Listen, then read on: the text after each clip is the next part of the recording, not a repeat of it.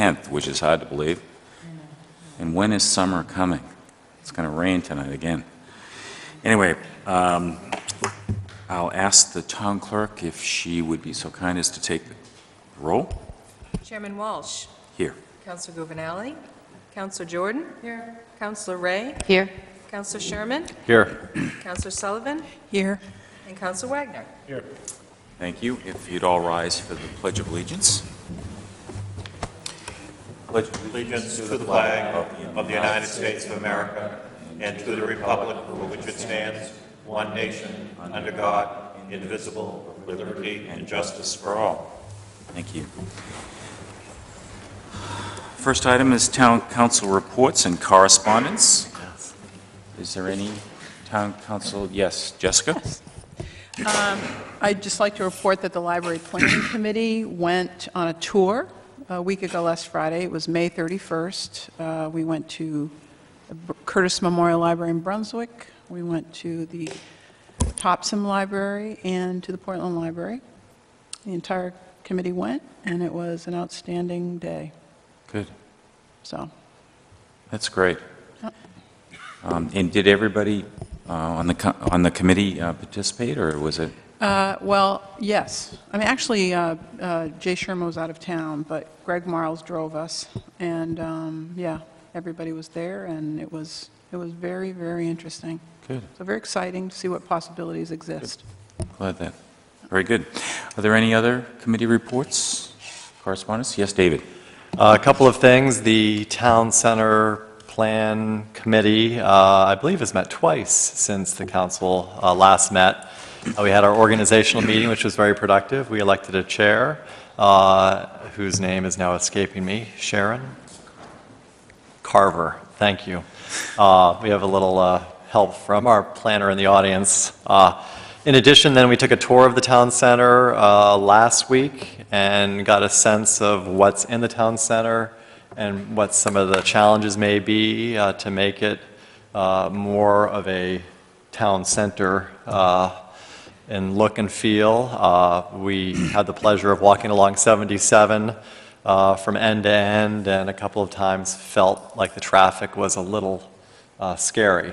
So anyway, it was a really productive meeting, and our next meeting is scheduled for later in June or early July. Okay, mid-July.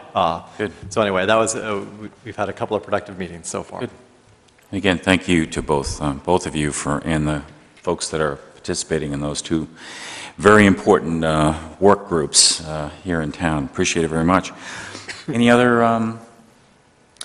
I would like to congratulate David on his son Sam's graduation from Cape Elizabeth High School yesterday. Thank you. Best of luck to him and to you.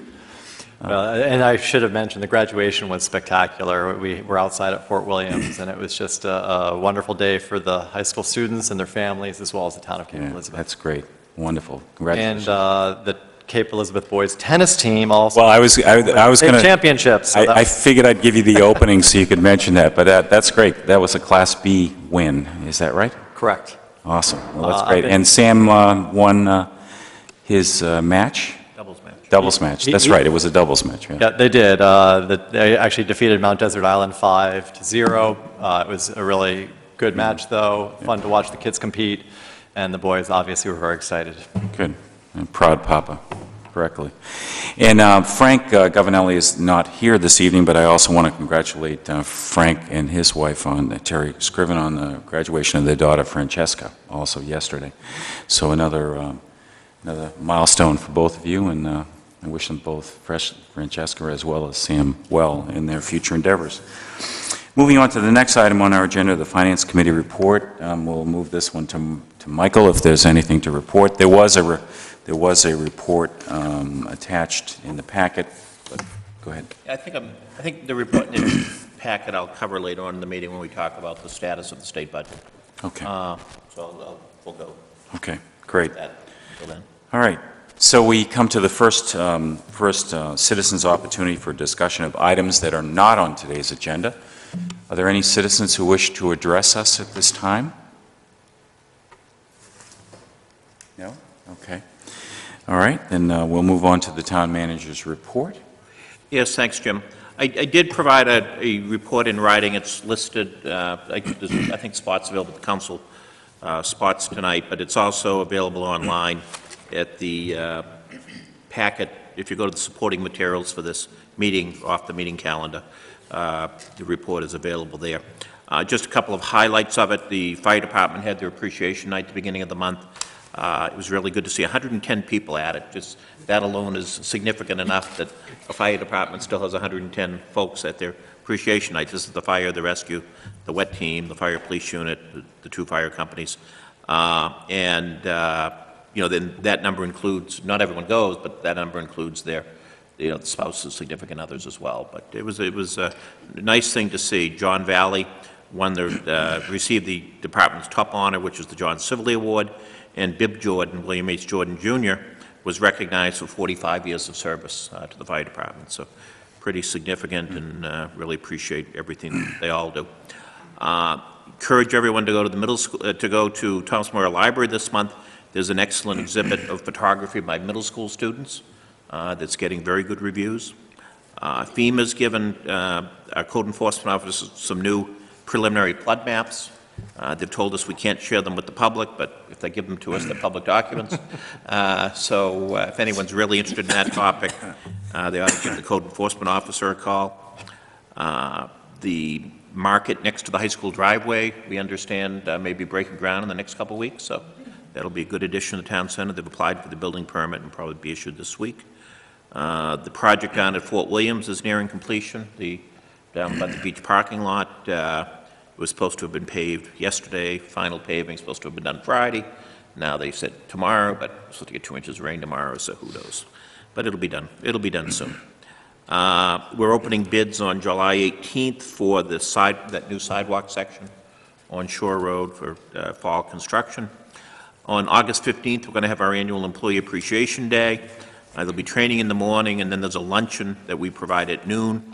And on that day, the town office and the library will be closed. So that's August 15th. Unfortunately, we'll be here before we know it. And other than that, we do have the Greenbelt Public Forum tomorrow evening. That is generating some interest. We've had 20 applications for short-term rentals. Deborah told me we're finally getting new voting machines from the state after waiting years and years and years. Wow.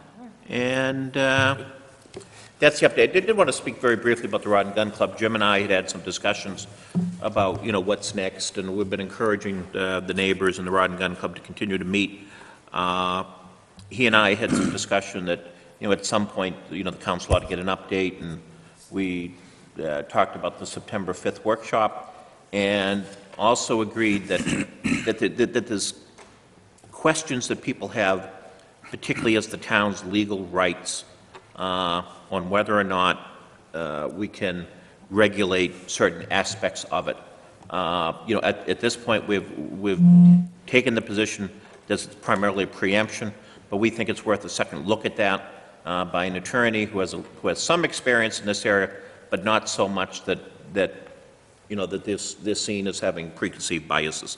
And the attorney that we're going to work with is Ken Cole of Jensen Baird, former Wyndham Town Councilor and longtime municipal attorney for a number of communities. But we sent him off some materials today he's going to be looking at. Hopefully we'll have a report to the council by that September 5th. He will have one well before, I think, the September 5th workshop. That's the report, sir. Great, thank you.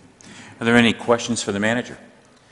Again, I hope you find the report and the length of it and the detail around it helpful. It's a change in the way we've been doing things, and I appreciate Michael spending the time because, as David indicated at the last meeting, there's a heck of a lot going on in town, and it's tough to keep your arms around it if it isn't presented in this fashion. Middle school also wound up winning your Echo Maine, David and Michael. Yeah. Echo Maine, The art. Oh, yes. the Silver Okay, Bullet yeah. art contest or whatever. That'll brighten up the town when it arrives. It certainly is. It's really impressive. It's really neat. It really is. Jessica, you had a question? Yeah, I just would like to thank Mike for this format because this has certainly helped me when a citizen will say, well, what's happening with that Ship Cove parking lot? When's it going to be done? Something like that. So this is very nice because it's short and sweet, news you can use, and it's certainly helped me respond to questions that we get. So thank you. Great. Good. Any other questions for the manager? No? All set? Well, thank you, Michael, for that. So moving on to the first, let's see, the review of minutes. We have May 13th in front of us for consideration. Chair will entertain a motion on the May 13th minutes. Jessica? I move we approve the May 13 minutes. Could I have a second? Second. Yes, Kathy. Do I have any discussion? Seeing no discussion, all those in favor? Unanimous, thank you. Moving on to the first item on today's agenda, a public hearing on the seasonal day camps. This is item number 90, and I will turn it over for a brief introduction to Kathy Ray, if you would, as chair of the ordinance committee. Okay, I'll just go over the memo that we have sent to the town council from the ordinance committee for a proposed amendment to the zoning ordinance to make day camps a permitted use. The ordinance committee reviewed the amendment at the May 30th, 2013 meeting. Victoria Valent, the planning board chair, attended the meeting and explained the planning board's efforts to keep day camps limited, which was why board review was not proposed.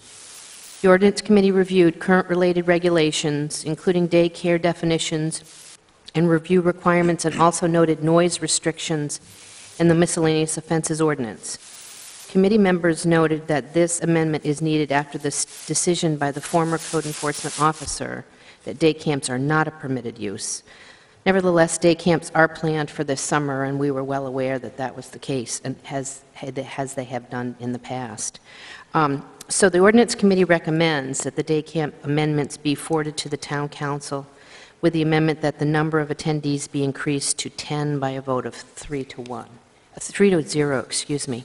And in your packets, you will see that there is a copy of the amendment, and there should be, I don't know if it comes up on the pads that way, but the changes are in red, so in the printed copies. Great. So if there's any questions. That's great. Thank you. I'll proceed to open the public hearing, if that's the will of the council. I declare that the public hearing on the seasonal day camp ordinance amendment is open. Is there anyone who wishes to address the council? Seeing no one, I will close the public hearing, and the chair will entertain a motion. Kathy? I move that we accept the change, let's see, do I change the amendment to the zoning ordinance, or, yes? Okay, I move that we accept the change to the zoning ordinance to make day camps a permitted use with the definition that is in your packet. Second. Seconded by David, thank you. Is there any discussion? Yes, Jamie? Yeah, were any of the camp operators, were they consulted with regarding the number of people? I think maybe Dave had some communication, if you want to. Sure. I think because I have teenagers, I know other families with teenagers, and that seems to be the group of people who are doing these day camps. Just yesterday at the send-off to our seniors, I talked to a father whose daughter is having 2 weeks worth of day camp at their home, and I asked, well, how many kids are coming? And they're anticipating between 8 and 10. He had said they had 9 set up, and his daughter didn't really want to do more than 10. I spoke with another family, and again, the number seemed to be right around 10 would be the max. In prior years, again, I can think of about a handful of families, and the number ranges anywhere from 6 to 12. I think the planning board had some data, and the town planner can correct me on this if I'm wrong, that the range was maybe in the 8 to 12 number. The planning board had actually recommended a lower number, pretty significant in terms of percentage, at 6 kids. It was my view, and I think ultimately the view of the ordinance committee, that number was a bit low, especially for camps where the kids might be in teams competing against one another. 3-on-3 isn't as much fun as 4-on-4 or 5-on-5. So we came up with 10. I don't think anything that magical about it, except that it sort of sends a message that we don't want these to become huge endeavors, taking into account that there are neighbors and that could just add to the noise level.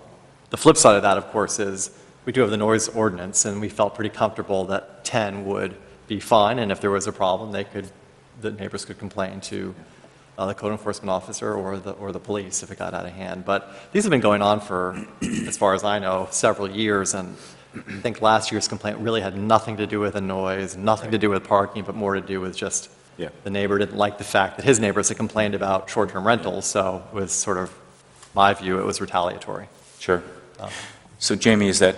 So my only concern was if some of the other camps that we didn't reach out to were, let's say, 12, not 10, and then all of a sudden we'd be curtailing their numbers by, I know there's an existing camp by one of the Apple Tree teachers that has been for several years, and she has other, high school students working with her, and I'm not sure how big it is, if it's 10 or 12. So let's, if we could, I'd like to ask, if I could, Maureen, if you could step forward, because we've tried a process of reaching out for, in the past, and it's been successful, but not successful, because not everybody comes forward. And there have been several meetings to discuss this very issue, but Maureen, why don't you... Probably the background in this is there's already home daycares and daycare facilities, and those are facilities that run all day long, and they get reviewed by the zoning board or the planning board, and there are requirements about having fenced outdoor play areas. And the facility you mentioned falls in one of those categories.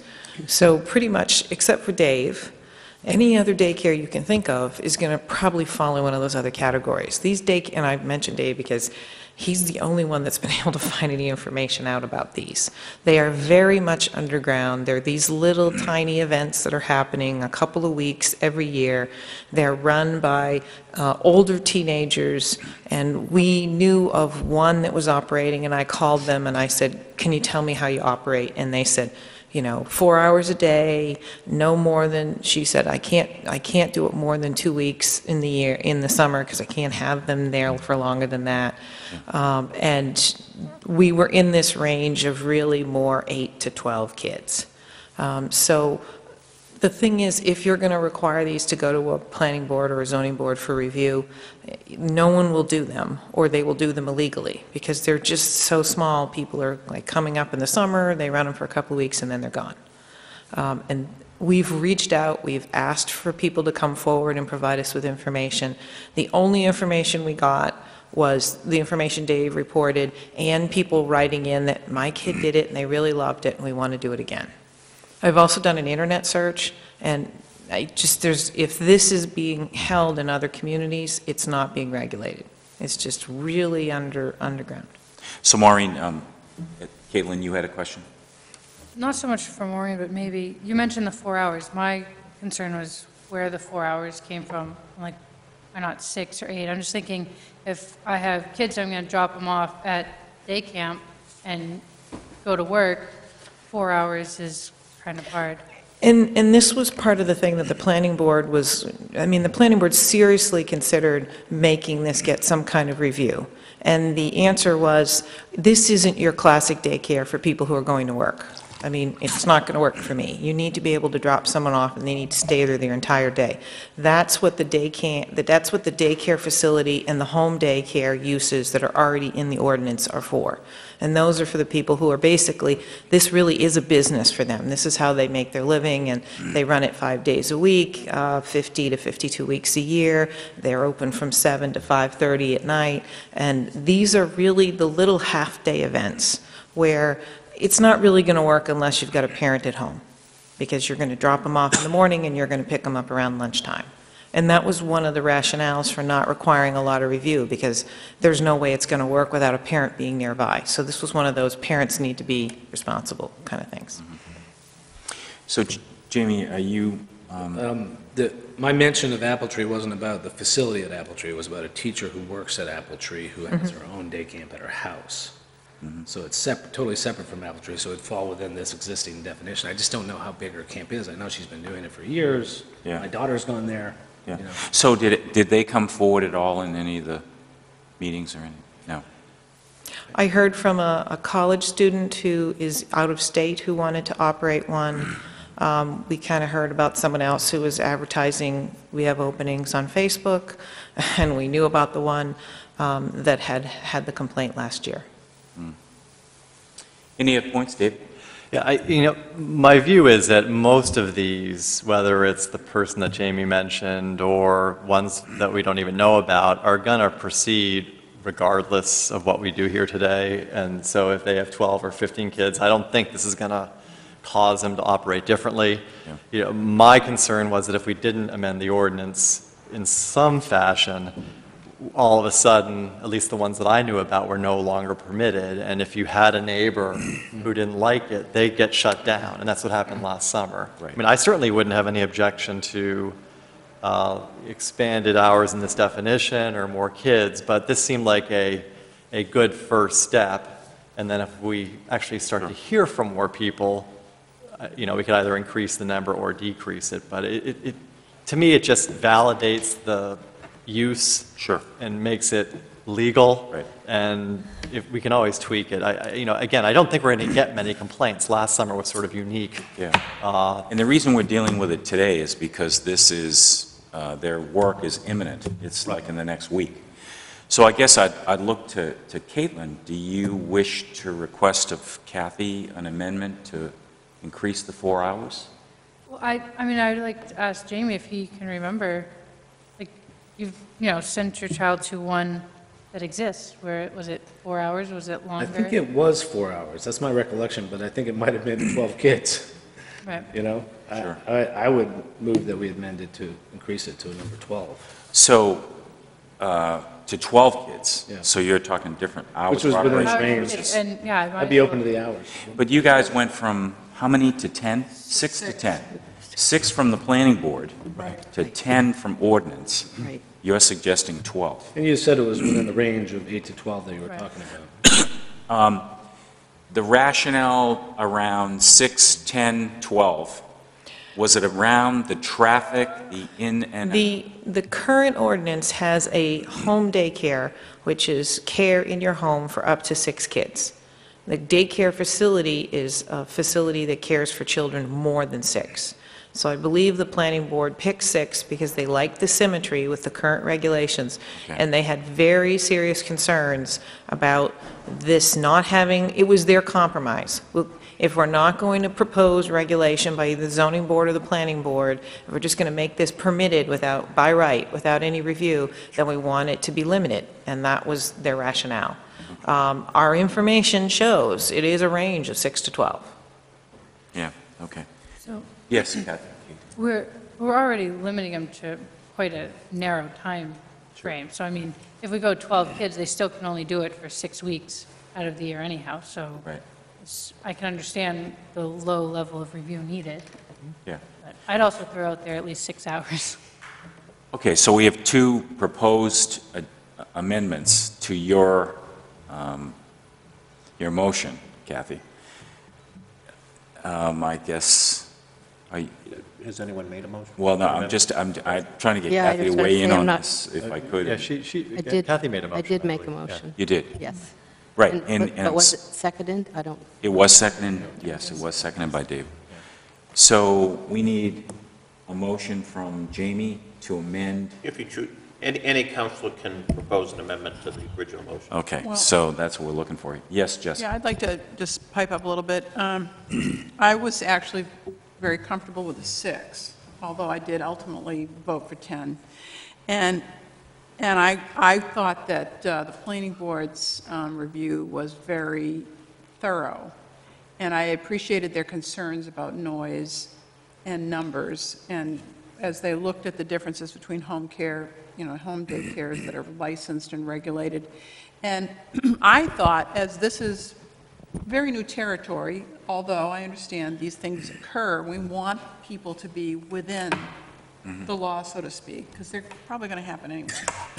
But my thought was, to be a little on the conservative side, as we are for the very first time, regulating something, and that we could come back, in a year if we needed to, and revisit it. So, I ultimately agreed to increase it to 10, but I was very impressed with what the planning board's thoughts were on their six kids, 4 hours. They were very concerned about neighbors as well, throughout neighborhoods of groups of kids. So I thought that was reasonable, as this is new, a little bit new territory for us, so. David, did you want to say something else? No, I'm set for now. Kat? And as an individual counselor, I was where Jessica was. I was comfortable with the recommendation of 6 children. But after having the discussion with Jessica and David saying that he knew, a bunch of people that had more than 6, and, we really didn't want to put an ordinance in place that really we were already encouraging people to break, I reluctantly went to 10. But I was more inclined for 6. I made the motion based on what the ordinance committee made, but... So I guess you were right, David. You're the one with the vision of 10. I just see the three ordinances. It was all sort of a compromise. Yeah, it sounded that way. Listening to Caitlin and to Jamie, I would be happy to support 12. I'd be happy to support up to 6 hours. I really don't know if it matters that much what we do, so long as we approve something. Right. And then if we start to hear from the more professional type of day camp that Jamie's talking about, then we could revisit it. So I'm happy either way, to be honest. So in terms of a pragmatic way to go about this, Any counselor who wishes to propose an amendment may. so why don't we take hours of operation first? Can't we just put it into one? I propose to amend You can do whatever you want, if you want to the propose. motion to increase the number to 12 children and increase the hours to 6. Do I have a second? Second. That didn't surprise me. Is there any discussion about that? Yes, Caitlin? I want to say, I don't feel like a lot of day camps are going to pop up because we created this, so, Yeah. like Dave was saying, I think if we can just make it so that we're not creating an ordinance where people are going to have to be violating it, Right. or are going to have to change what they've been doing for years, I just think, we should try and accommodate what people are already doing, and this gives, people that don't like it the avenue to voice that. Yeah. And if you listen to everybody here, that's the wisdom of the Right. group at the moment, which is to make something that's workable for our citizens and something that needs to be done right away as opposed to wait. Is there any further conversation about her motion? Yes? Yeah, I'd echo what Caitlin said. It's the same concern that I have. You wouldn't want to put someone that's been doing what they've been doing for years into a situation of violating an ordinance. Okay. Yeah. Any other conversation about this? I'm probably not going to support the change because I really was already feeling like I was stretched on the 10. I think we did reach out to try to find out people who are out there. We have a public hearing tonight that is all posted online and nobody has come forward. So, all the documents for tonight are online as well. So if I was a day camp person, I guess I would consider myself not keeping up with what's going on if I wasn't aware that this was happening this evening. So I'm really going to be, I'm even, as I said at the ordinance committee meeting, I still wasn't even comfortable with 10 because I think about the neighbors and I think about small, tight neighborhoods. And, if I'm a neighbor and maybe there's a 4-hour camp going on next door, I guess there's no magic, but I am not comfortable in increasing the hours and the people at this time. It doesn't mean that there's not going to be 3 people that come out of the woodwork and say, hey, we've got 12 and we do 6 hours. And Sure. I have no problem in reviewing it if people come to us and say, we're now outside of the ordinance because, I guess we weren't aware of what you were doing and so forth. So Okay, just my thoughts. thank you. Anyone else? David? Yeah, I mean, I think for the most part, these day camps, at least the ones that are run by teenagers, are going to be limited to 4 hours and probably 10 kids, just because it's the stay-at-home parent that's really in charge. And speaking with one father last night and a mother a week ago, they're like, I don't think I could stand the thought of having these kids at my house any longer than 4 hours. So I don't think if we enlarge the hours or the number of kids to 12, that it's going to really impact the teenager-run day camps. So I'm inclined to support the amendment. Okay. And that we could always revisit it if things got out of hand, which I just don't think it's going to happen. Sure. You know, there are 6 to 12 of these camps going on in any given summer is my best guess. Okay, seeing no further discussion, I would, all those in favor of Caitlin's amendment, which is a 12 and 6 hour, all those in favor? 4, those opposed? 2. So, all right, so now, what do we do about the original amendment? You're back on the main motion. The main motion. So the main motion, so that was The main motion's been amended with those two amended changes. with those 2 changes. So we now have, again, a vote for 12 in terms of count and 6 hours of operation. Any conversation or discussion around this, since it's essentially the same one? All those in favor? All those opposed? 4-2. Okay. Moving on to the next item on our agenda is number 91, and that's proposed amendments to the subdivision ordinance. And I think what we will do here is turn it over briefly to Kathy Ray, who's chair of the Ordinance Committee, for just some brief introductions, and then move from there. Okay.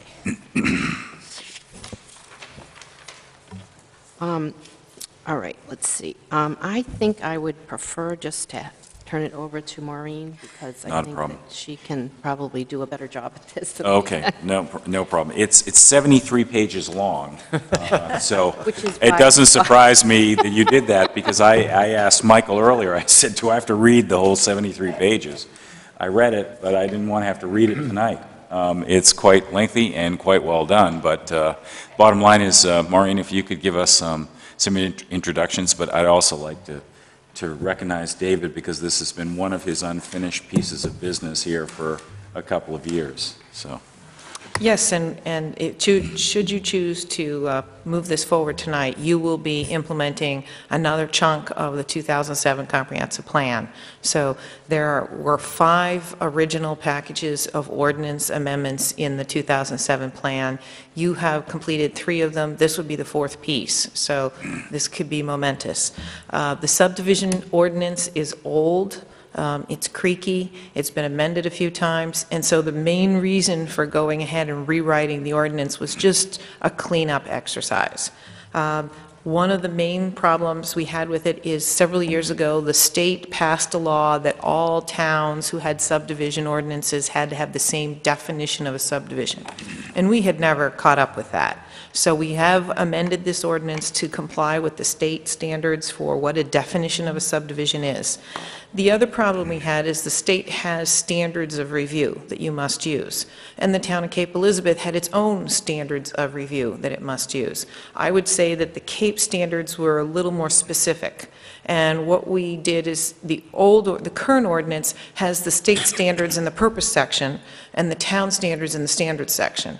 For purpose, I mean, it's just much better to have those all together. So we've taken the state standards and the town standards and we've merged them together. There was a lot of overlap where the state would say you have to look at traffic. There's 5 or 6 subcategories underneath that that are all the local stuff that Cape Elizabeth does. So the first thing this does is it does a good job of getting us up to date with the state. I know I'm moving along.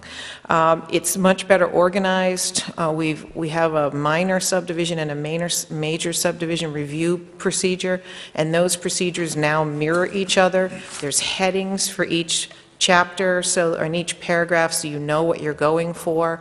There are sections in the subdivision ordinance that other ordinances borrow from, like performance guarantees or public notice, and those are put right up front, so it's easy for people to find them. There were updates that we did that we have done in the past. There's a whole section on how to build a road, and we routinely will go through that and update the specs for asphalt and pavement, and that's one of the things we did with the Public Works Director and the town engineer. I would say that we didn't increase the amount of pavement. We didn't make pavement wider. It's more updating the specs with the MDOT specs. And then the one thing that I guess you could call a substantive change is with major subdivisions, there's a two-step review process, and there's a submission list. And what we did is, the intent, I think, had always been for people to bring a major subdivision to the planning board at a detailed concept level for approval, preliminary approval, and then you would come back for final approval, and the final approval would be when you would do the detailed engineering design. And the submission requirements actually required the detailed design at the preliminary level, which is kind of a waste of money for the applicant. It makes them much more reluctant to change plans while the planning board's reviewing them. So this actually allows an applicant to do everything at the concept level at the preliminary phase, and then they have to still do all that detailed design, but they do it at the final phase. I'd be happy to answer any questions. How many meetings at the planning board level? A lot. That's a real, yeah. No, yeah. my file on that, I would say at least a dozen. A dozen? Yeah, so at least a dozen meetings. There was a lot of workshop meetings. There was a public hearing. Nobody spoke at the public hearing. Okay. Good. And then at the ordinance level, one or two? One. One. One meeting, okay. Very efficient group. Well, in part because the planning board's chairman, Victoria Volent, provided us with really an excellent synopsis of how the planning board came to its changes. And I think that it's going to be very, very nice going forward for anyone to be able to walk through statutes and see that the towns and the states are the same. That's great. The layout is the same, the definitions are essentially the same. They're very close, so. I love the definition of a spaghetti lot. That was particularly interesting as I went through the document. Okay, are there any questions for Maureen, and then we can move to a public hearing? No? You can stand ready for any questions? Okay, good. I open the public hearing on the proposed amendments to the subdivision ordinance. And if there are any citizens who wish to address us, and I don't see any, and I guess I will then close that public hearing, and I would entertain a motion from Kathy. I move that we accept the proposed amendments to the subdivision ordinance as set forth by Maureen and brought forward by Victoria Volent, which, as they said, did a fabulous job. Good. Fabulous. That's great. And can I get a second? Sure, second. Dave? And Maureen, you would like to speak to us? I would just hope that the motion is clear that you're actually adopting a brand-new subdivision ordinance. Because the process, the process of this, we actually moved a lot of sections around, and it would be nigh impossible at this point to just adopt an amendment. It would be a new ordinance, and I just didn't want that unclear. So, Kathy, did you want to amend your... Yes, please. I'd like to propose that we adopt the new subdivision ordinance. And I'll accept that Seconded. change Great, and second thank you. that, yes. Again, yeoman's work by all parties, and this system of having the planning board chair speak to ordinance, or ordinance speak to the planning board, or town council speak to planning board, I think it's a real working relationship, and it kind of clarifies where people are headed and how much effort we want done at those levels to get citizen input and get good documentation. Is there any questions? Yes, Jamie. Yeah, on the public notice provision, it has a requirement to give notice to owners within 500 feet of the proposed project property line. How did we come up with a number of 500 feet? I know we talked about 50 feet with some other permitting, and just with a subdivision, I'd want to make sure all the butters were alerted. Right, thank you. Yeah, the current ordinance says, I think it's 500 feet or the nearest 25 property owners.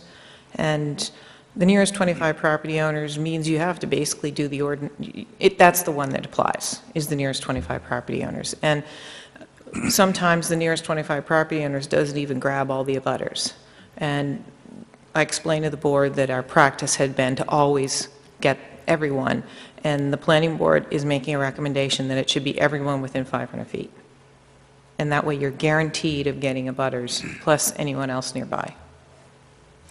So the current discussion that's going on relative to notification, which is in the ordinance committee, is that right? That's for building The- permits. The building permit That's issue. still at the planning board level? It's at the planning level. It'll be moving to a regular meeting this month, Okay, but that's so for just building permit. just building, And that one is just abutters. just abutters. Just abutters. Different than the one that we're discussing today. Yes. So Jamie, does that Yeah. clarify for you? Now that I read it again, of course, it would get all the butters automatically because Yeah. it's 500 feet of the yard. But there is a significant concern of that notification process throughout the town, so I think it's important to highlight it, and I appreciate your explanation, Maureen. Any other further, yeah, Dave? I mean, I just want to say that the planning board, I imagine when they look at the notification requirements for building permits, is going to be looking at what they've recommended on the subdivision ordinance, and there may be some effort there to try to make some consistency or reconcile Yeah. why the requirements may be different. I just want to, again, thank the planning board and our town planner. It's a very impressive group of people who serve on the planning board. Yeah. The chair, as Jessica already alluded to, gave us a very well-organized presentation, and this hasn't engendered a whole lot of discussion at the town council level, mainly because they've done such a great job, and we're not really talking about any real substantive changes. It's just making this a much more user-friendly document and bringing us into compliance with state law. But it still was work that had to be done. Yeah. So.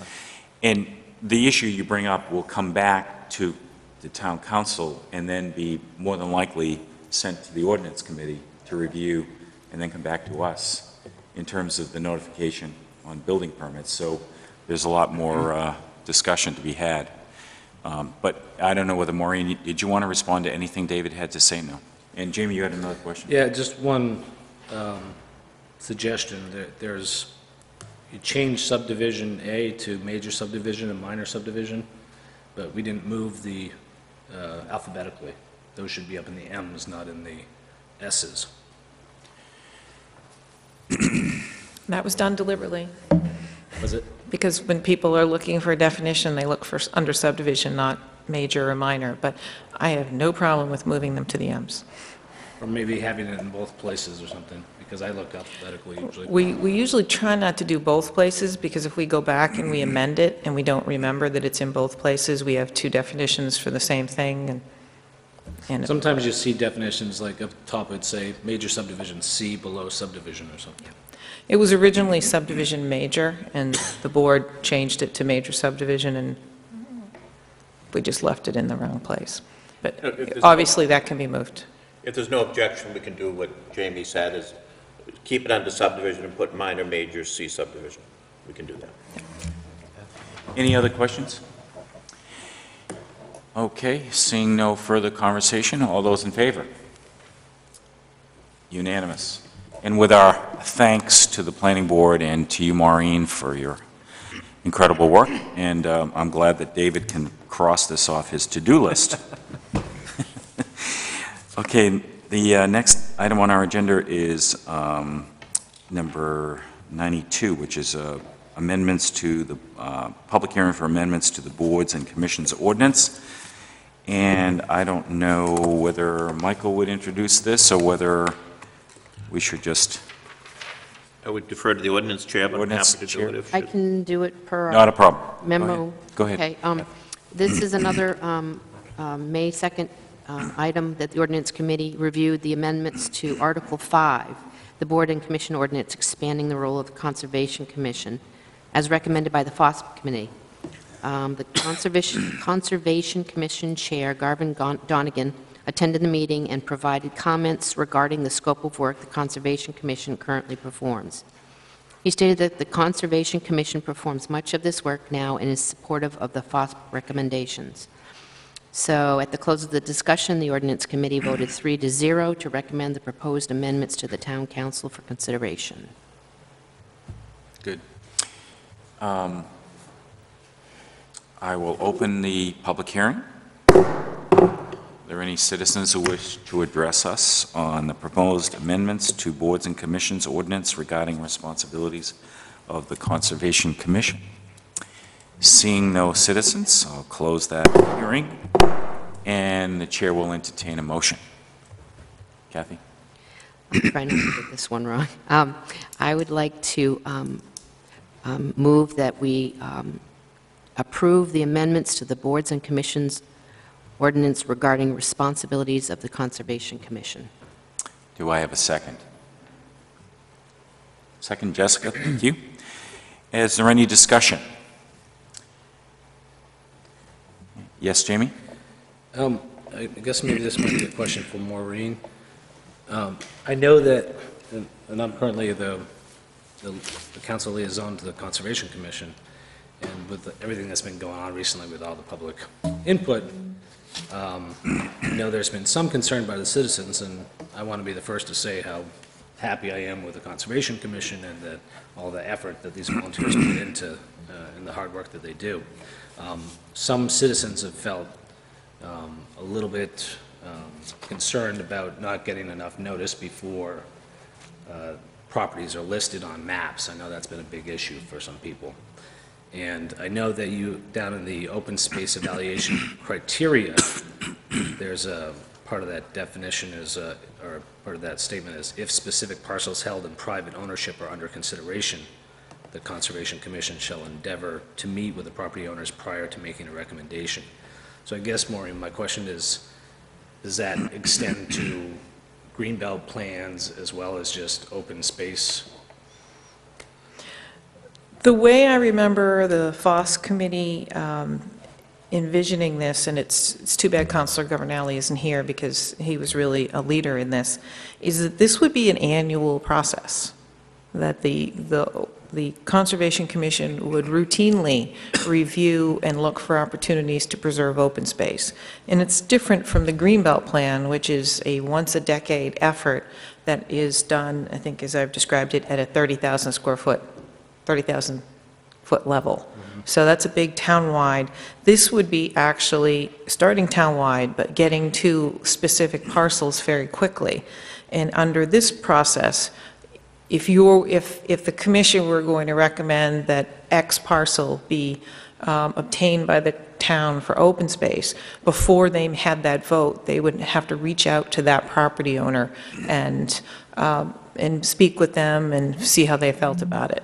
The Greenbelt Plan is a much more generic document. And as I said at the last forum, and I'll probably be saying tomorrow night, you know, we have these little X lines, and those lines can move over many different parcels. And they have, in the past, our experience with implementing this is we work with a range of property owners, and the one that's willing is where the line moves to. So I don't see the Greenbelt Plan as specific as this process. I wonder whether or not that wording could work, even though the Greenbelt Plan's only once every decade or 2 decades, whether or not it would be appropriate to have similar language with a Greenbelt Plan, just to, since it's only talking about shall endeavor to meet with property owners, it might be appropriate as well. Just to, if I might, you know, we had one public forum on the Greenbelt Plan. We're having a second public forum tomorrow night. You know, I think there's lots of attention and focus on the Greenbelt Plan and what's there. What the citizens are objecting to, and some others, the Cape Farm Alliance in an email they sent out today, is they don't even want a property to show up on any town planning document before you consult with the property owner. And, you know, I don't think that's realistic. I think, you know, a community has an obligation, commitment to do planning. And if you're looking at considering certain parcels, I think the public has a right to know that, and including that property owner. And, you know, to just say carte blanche, that we're not going to notify folks, I think, you know, would upend everything we do. You know, for example, summer day camps you just discussed. You know, do we need to absolutely identify each one of those?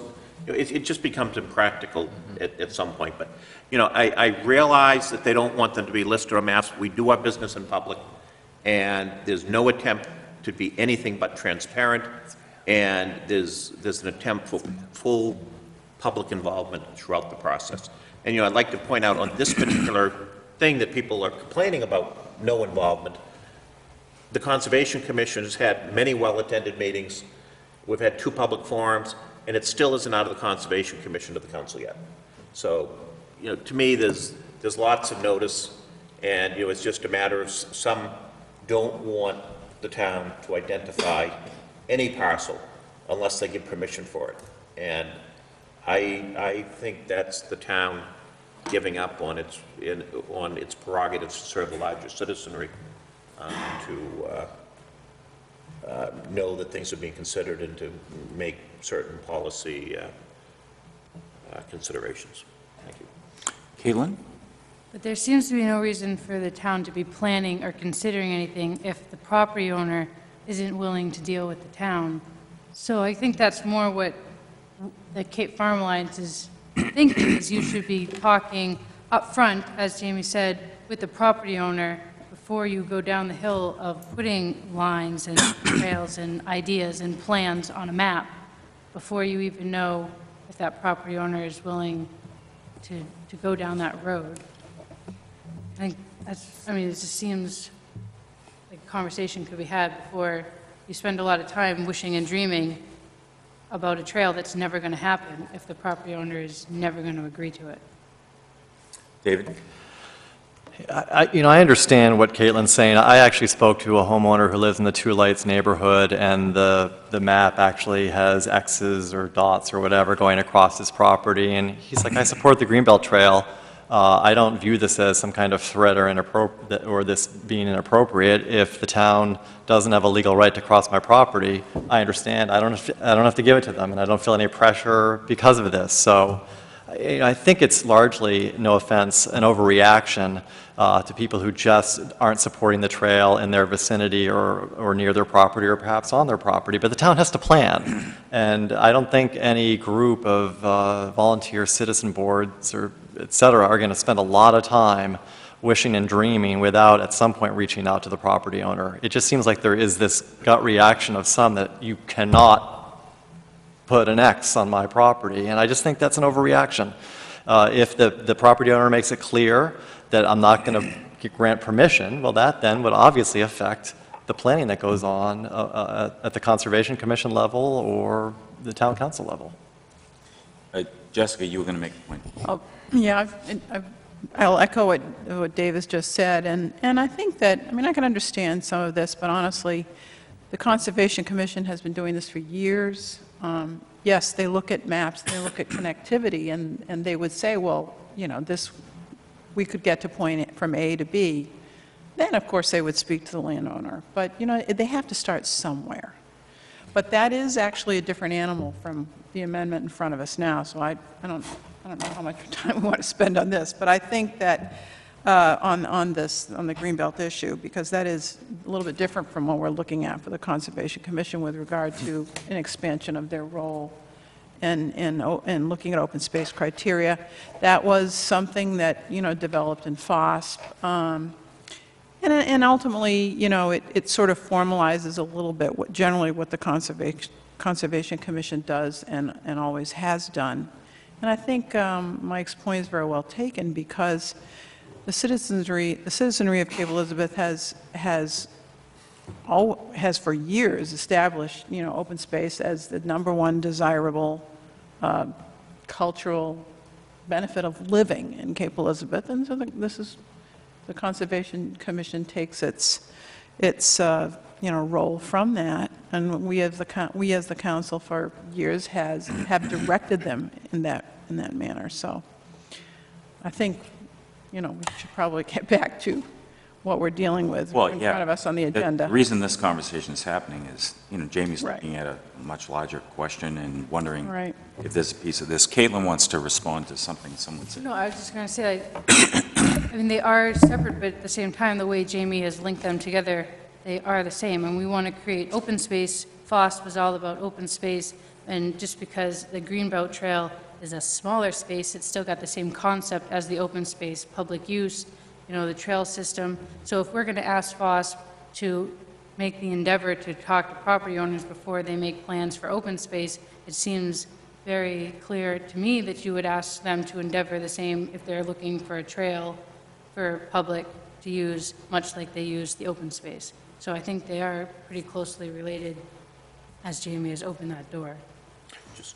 Michael? I know we need to move on, but just, just as an example, you know, I look at land that was once owned by one family, and they didn't want to give a trail, and then it was owned by the Pond family, and they worked with the land trust to actually give an easement. That trail had been identified for 25 years as a potential link in the Greenbelt. You know, eventually it came to pass, and it was shown on the Greenbelt plan. If we used the criteria that the original property owner didn't want it shown, we wouldn't be realistically showing a plan that this is a hoped-for eventual connection.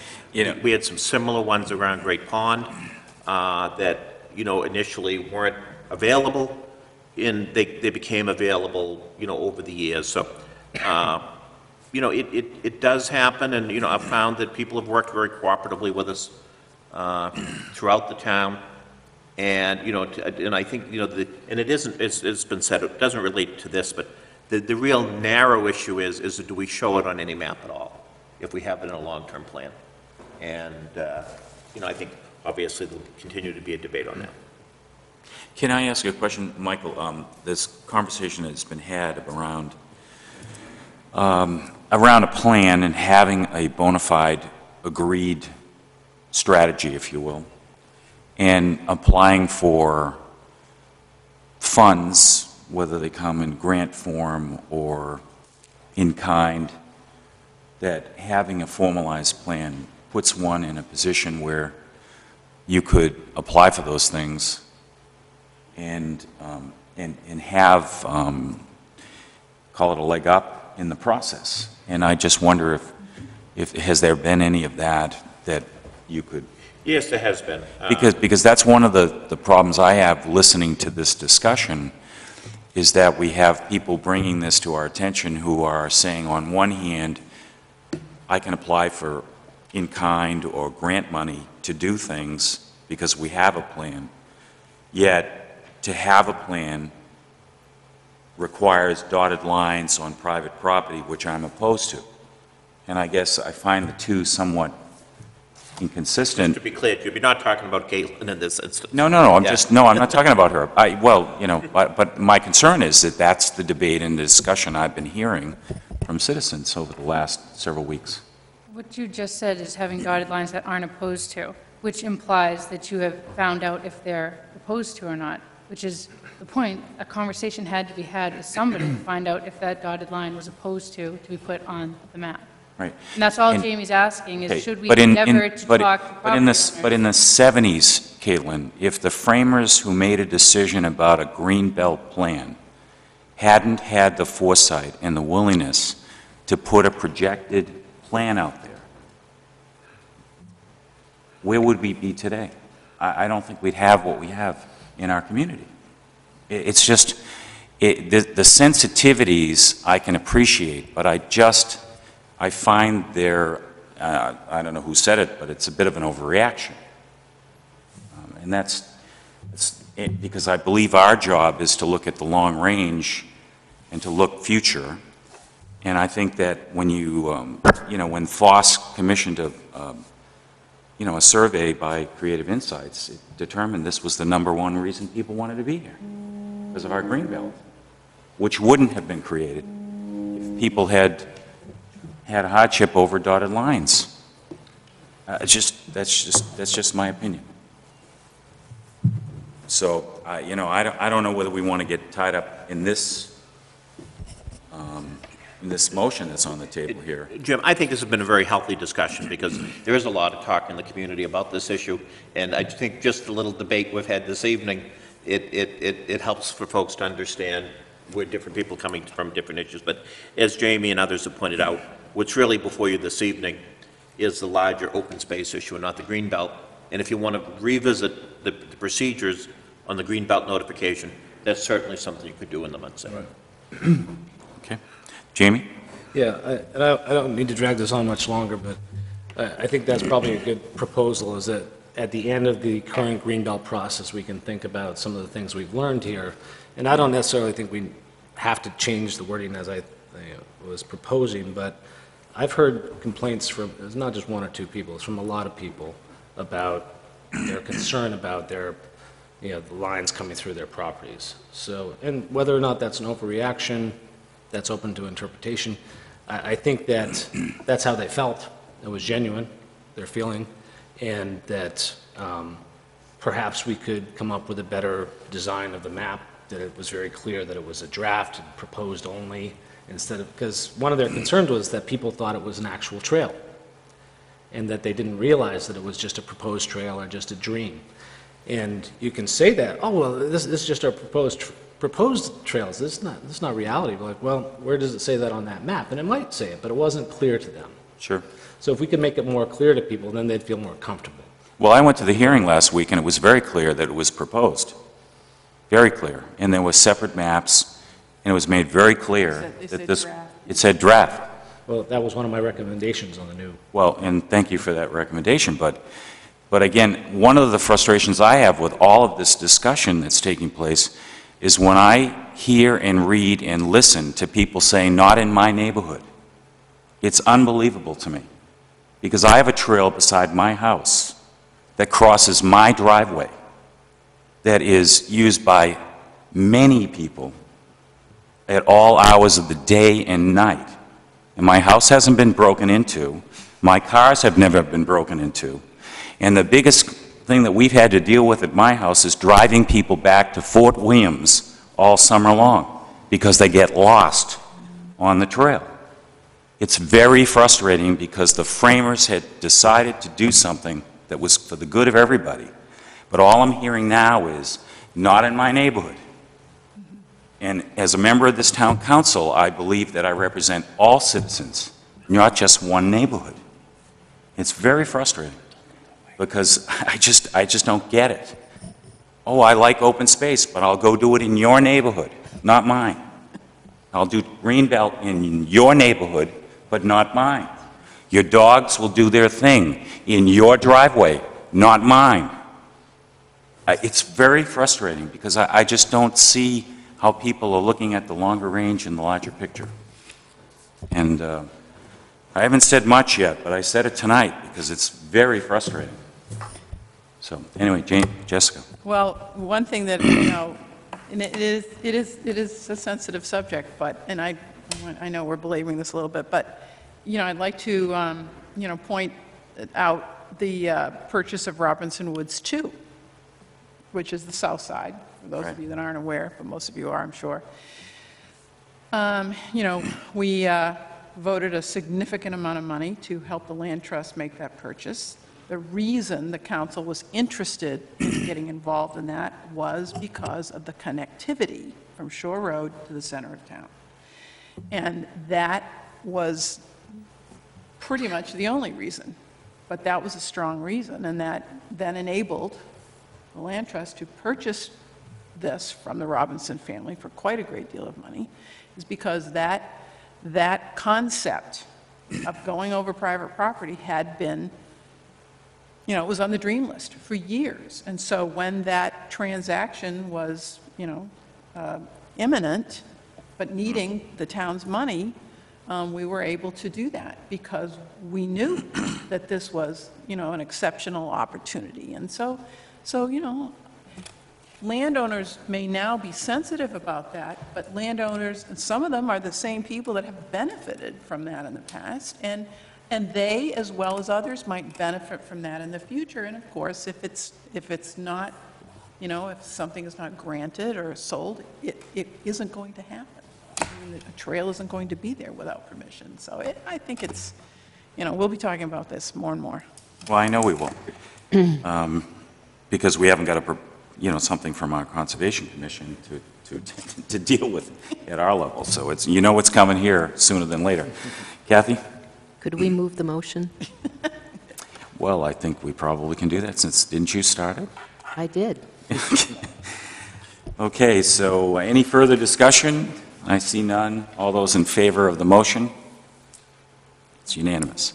Moving on to 92, which is a proposed amendment to Chapter 12, Article 4 of the revised Code Ordinance. Kathy, you're in the lion's share of the meeting tonight. Yeah, I guess so. Okay.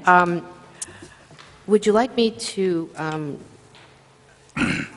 explain or just make the motion, or I think I think you can make the motion. make the motion? All right. And then we'll Then conversation. I move that we amend Chapter 12, Article 4 of the revised Code of Ordinances to include a new Section 2-4-8 and renumber a section which was 2-4-8 to Section 2-4-9. Do I have a second? Yeah, looks like David. Sure, I'll second it. Second. Is there any discussion? Yes, Jamie. Yeah, on the penalty provision, 12-4-9, what happens if you have multiple violations? Through you, Mr. Chairman, there's another section of the ordinance that says every day is a separate violation. Okay.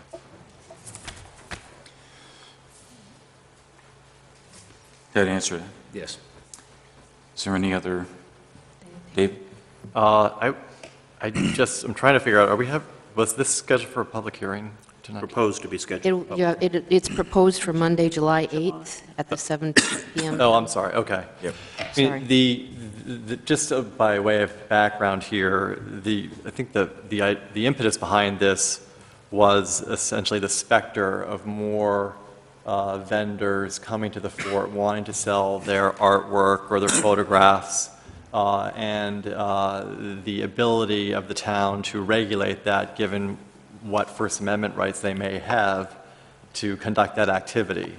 And so rather than the town council and the ordinance just enacting rules to deal with that issue, we thought on the ordinance committee level it would be more appropriate to say that we have the right to enact rules and regulations, and then ask the Fort Williams Advisory Commission, if this does pass, to consider the issue, to figure out perhaps where vendors might be located within the fort, how close to the lighthouse they ought to be, what impact that may have on traffic, et cetera.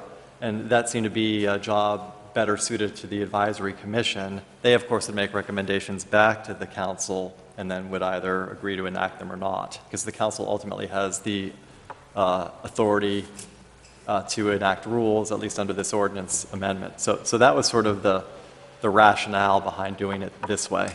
And I don't know if Maureen probably can explain or answer questions better than anybody, but I don't know if there's any, if it's appropriate. Michael. I'll do it. Yeah, I think you're exactly right, David. We've had one vendor there so far. There could be many more. If there is many more, then we get some huge challenges in terms of dealing with it. It's not only, this ordinance provision would specifically allows managed commercial activities. So this could even look at the food vendors and, to make sure that, if another food vendor showed up, what right under the ordinance do we have to move them along? We think we do, but just to be sure. But this would have the Fort Williams Advisory Commission look at this. In the meantime, even before this is passed, they're meeting on June 20th, and I expect this to be on their agenda. Bill Brownell is the chair of the Fort Williams Advisory Commission, and actually have a meeting with he and Tom Leahy later this week to begin to discuss that process. And I think the rules and regulations might even come back to the council at the same time. You have the public hearing on the ordinance provision.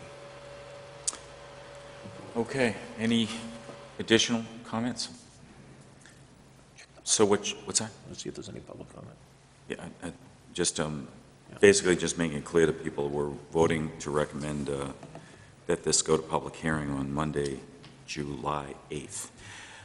Looking at the council, with your permission, I would ask if there is anyone in the audience, a citizen who wishes to address us on this particular provision, or is anyone wishing to talk with us at this point? No? Okay. Any further conversation? No? Hearing none. All those in favor? And it is unanimous. Thank you. Okay, moving on to item 94, and that is the proposed assigned fund balances, which you have a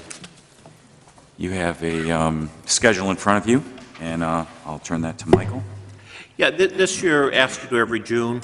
When the financial statements are done, there's an unassigned fund balance, there's an assigned fund balance. The charter provides that assigned fund balances need to be assigned by the council. It's primarily for projects that have been funded, not yet done, but we also use the opportunity occasionally to make sure that some other projects, keep their funding or have a little bit of new funding to be sure that we can complete the original intent of what was asked for. I'm happy to answer any line item on any of these. I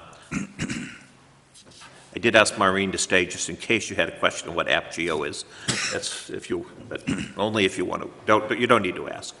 But well, since she's just here, in let's case. ask. Well, we gotta What is know. it? What is it? Isn't that the new GPS?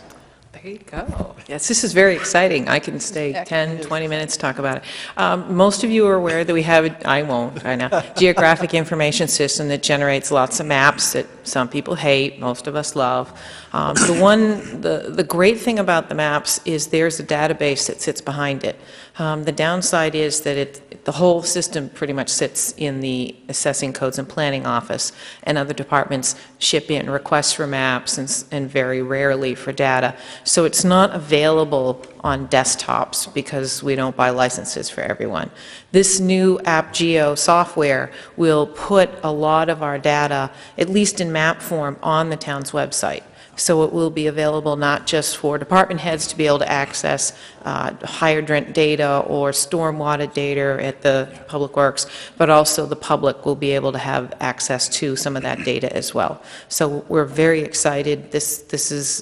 We've wanted to do something like this for about 5 years, and we've hesitated while other towns have moved ahead because it was just too expensive. So this is a really good opportunity for us to do it within our existing budget limitations. What I would like to do as well, I'm looking at Michael, is once we get it online, or hoping to have it online by late summer, perhaps we could get on a council workshop where we could do a demonstration for you. Very good. Are there any questions about the fund balances? Is there any? Yeah, sorry. Yeah, what I wanted to, in terms of a newer counselor, Michael, did you want to explain the fund balance, what that's all about? I mean, it's sort of. I think he's okay. He's okay with it? Yeah. Because it is a bit of an anomaly about moving money around. Jessica? Yeah, I just wanted to just review the library project line.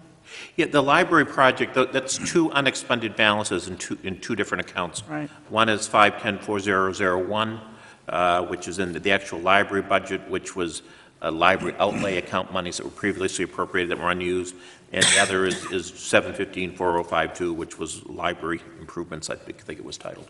But it's that 101,707 is the aggregation of those two, and I've had some discussion with the chair of the new library planning committee. They're looking at hiring someone for, I don't want to say the amount publicly, a fairly small amount out of that, Right. to do some analysis of space and program, particularly program, and that that would be one use of those funds. But the bulk of those funds will come back to the council for some authorization at some point, more specific. Thank you. Any other questions? Is the election equipment what you just talked earlier? Yeah, except that Deb informed me today that the state won't actually let us buy them. They're only letting us lease them. So we've been carrying for this money for the last 6 years, I think, waiting for the state. But I still want to carry forward this amount because once we get these, there might be other issues. And, you know, I hope, you know, they're going to give us 2. We want at least 2, so we'll have 4. Maybe Deb knows what the lease amounts are. I don't know, but They were working on that, so we're waiting for final. Yeah. No, Okay. but it's good. It's finally happening. it's coming. Coming, okay. 4 years in the making, good. The budgeted use of an undesignated surplus of $350,000? That was in the approved budget. That's been the amount. We've had 3 straight years. Under your surplus policy, you're required to apply to the budget a certain percentage of the fund balance that's over a certain level. That was actually, if you did an analytical review, it was $352,000. $350,000 was applied to the budget. Okay, good. Okay, is there any other questions for Michael? No? All those in favor? I just had one more. sorry. The Trout Brook line, Yep. was that, that's what we're donating to the, it's like the DEP agreement? Is that what we're Yeah. pulling with South Portland and? No, not exactly. There was monies when Eastman Meadows was constructed that the developer was required to pay into a fund for stormwater control management. And that is the amount that had that. We've been spending small amounts for the Trout Brook work, and we haven't specifically taken out of the $25,000, hoping to save the $25,000 for a larger project. But I have reminded both Bob and Maureen at some point, depending on other fiscal issues, that this money is for that general purpose, and I might have to tap it at some point. But we're trying to save it to do a larger project that really helps with the impairment of Trout Brook. All set, Jessica? Could I have a motion to accept the proposed assigned budget balances as contained in your packet? I so move. Anyone second? Second? David? Any discussion? Seeing no discussion, all those in favor? It's unanimous. Moving on to number 95, Cape Elizabeth anniversary of its incorporation. And I'll turn this over to Michael. Yes, this came out of the Historical Preservation Society. They reminded us that 2015 is the 250th anniversary of Cape Elizabeth as a separate community, or an original separate community. There was another change in 1895. But so anyway, they provided some recommendations, which you can look at the list. One of the recommendations was to set up an anniversary committee, and this is probably the most general charge we've ever written for a committee. Basically, what it says is the committee is to provide leadership in celebrating the 250th anniversary of the incorporation of Cape Elizabeth. So it's the hope to give them a lot of flexibility to come back with you with reports in 6-month intervals. The committee would be appointed, would have 9 citizens using the appointments committee process. We left out specific from this group, from that group, with the hope that the appointments committee would seek to balance it as it did its work.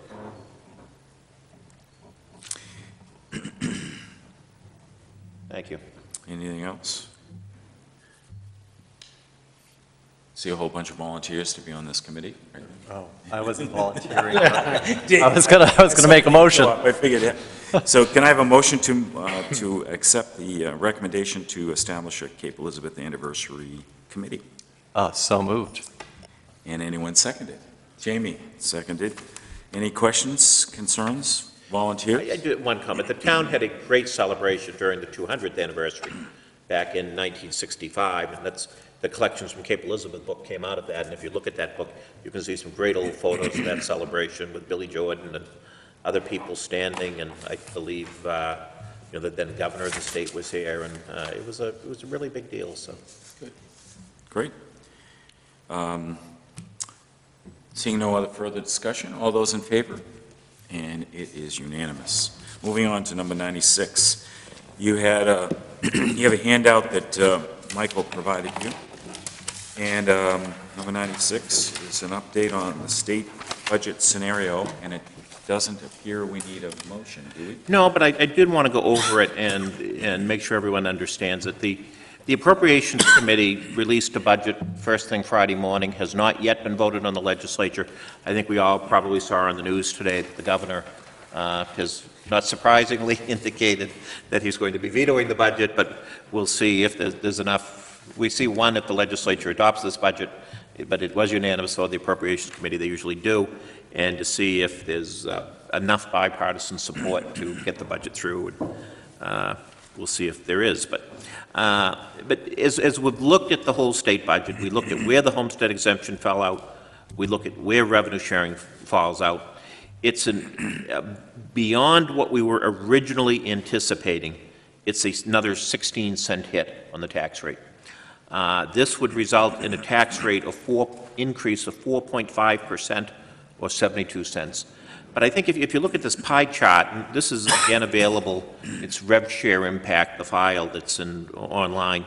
If you look at that 4.5%, and you look at this pie chart, and like the school department's 27 cents is a net of taking out the retirement change, and that's if you say, well, it says 46 up above, it says 27. This is the net. If you look at the 4.5% budget increase, 44% of it is due to state budget changes. 6% is due to the county assessment, which is in part state budget impacted. 4% is homestead. So 54% of the 4.5% is, or roughly 2.3% of it, is directly attributable to actions in Augusta of transferring burden onto the property tax from other state coffers, from the state coffers. But just as a reminder, looking ahead, looking back, the school budget's already been adopted. The municipal budget was already adopted by May 31st, pursuant to the charter. So what's being proposed is the budgets remain as adopted due to the charter deadline and the school vote, and that the actual tax rate be set by the assessor based on the net changes in revenue sharing and in homestead exemption reimbursement. We're not specifically asking you to adopt that, but at the same time, if you have, it's up to the assessor to set the tax rate. If you object to the tax assessor setting the tax rate based on that formula, it would be nice for for me to be able to communicate that to the assessor. But you look at, the challenge of trying to do, you can't touch the school budget at all. It's been adopted by the voters. And then you look at the municipal budget, it's only, of this 72-cent increase, it's only 8% of that is 6 cents. The issue is really with the state budget changes. So this is an update. I think, everyone realizes in Augusta that this is a shift to the property tax. And, there's a debate going on. The specific change in revenue sharing as it hits our budget's $215,500. And there's a change in the homestead exemption that amounts to a $40,000 hit to the budget, in addition to the nearly $300,000 hit from teacher retirement that's still projected. So I'd be happy to answer any questions, hear any concerns, hear any direction. And that's at this moment. That is as of this moment, and Because it could change tonight or tomorrow. yeah, we don't anticipate a substantive change, absent the whole deal totally falling apart, and then who knows what, and this sort of sets the guideline, is that the tax rate will be set based on that net change, and that may go up or down a penny or two, between now and then. Obviously, if this doubled this amount, we would let you know. This is actually, if you look at, from when you adopted the budgets, this is a 1% change. It's 1%, you were at 3.5. Mm-hmm. This is a 1% more substantial change. But even within that 3.5 was included 300,000, or roughly 1% for the teacher retirement switch. Right, that was included, the teacher retirement that we had to absorb for the fiscal year 14 is included in the 3.5% tax increase that we That's right. that we are already sending to our citizens. Yeah. And the most recent changes as a result of the Appropriations Committee, keeping that retirement change plus recommending a reduction in revenue sharing and this homestead exemption change, that's another %. So it's about, as I said, it's about, if you look at overall the state, it's about 2.3% of the 4.5. And then, 54% of it. and then I think, didn't I see on one of the updates that the teacher retirement burden is yet unknown? I mean, Yeah, for the next fiscal year, that may be increasing. Could be, but the Appropriations Committee, in fact, Kathy received today something from the MMA, that they are specifically proposing that come out of, in the one case, they say it's being made whole the first year. But in the other point, they're saying they're removing from the school education funding, the subsidy formula, those monies, the 29 million, whatever it is. Yeah.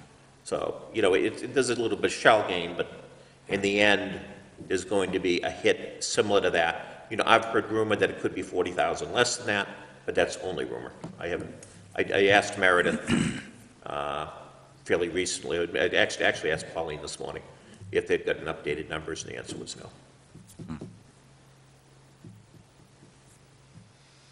Okay? So there's no, is there any feeling here that we ought to be directing the assessor in a different way? I'm not seeing that. Okay. And you've had a conversation with Frank about this? I had a brief conversation with Frank during the workshop, as you know. Okay. Last week. I have not, he was busy graduating. I didn't bother him the last few days, but, Yeah. with graduation. But Okay. All right. I will have another conversation with him. Well, since it's listed as an item, we don't need to take a vote? You could move to Accept your, acknowledge the report of the town manager. all right, I would entertain a motion to acknowledge the report of the town manager on the update of the state budget. Anybody wish to propose that? David? So moved. Moved, seconded. Second. Kathy? Any discussion? All those in favor? Thank you. Okay, look, next item on the agenda is the second chance for citizens to discuss items not on today's agenda. Seeing none, is there any other business to come in front of the town council? No? And I will entertain a motion to adjourn. I so move. Seconded? Seconded by Jamie. All those in favor? Unanimous. Thank you very much.